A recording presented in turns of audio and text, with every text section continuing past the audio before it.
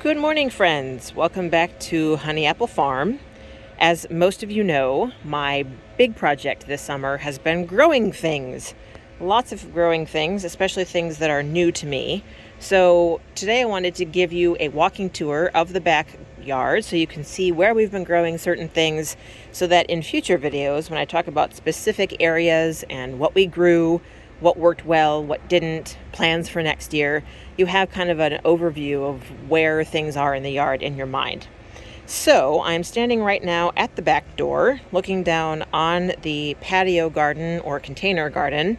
This is protected by the roof that goes over to the storage area, which is awesome because all the plants down here are not a fan of being out in the direct sun for 12 hours a day as the rest of the backyard.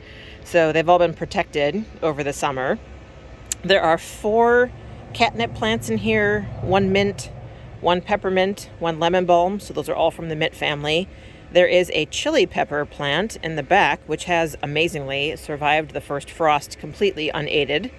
And then there's also inside that tomato cage a bush tomato that did survive the frost, although all of its leaves are getting gross, but it's still producing ripening fruit, or ripening the fruit it had, I should say. So that's quite cool. So that's area number 1, the patio garden.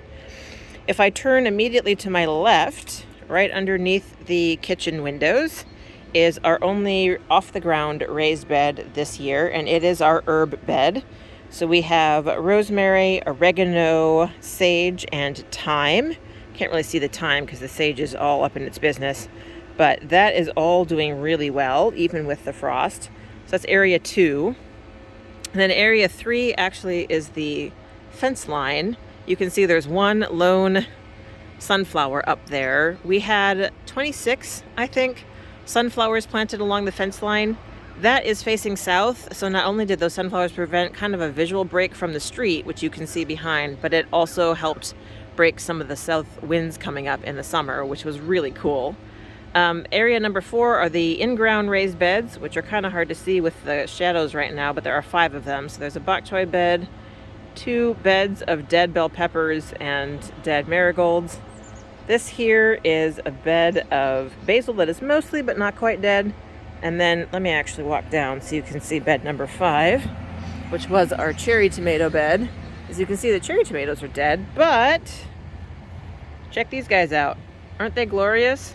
They're the only marigolds still left alive, and to me they look like, I don't know, like a cascade of sunshine coming out and down. So they are getting a little peaky with the repeated cool nights, but they're still going.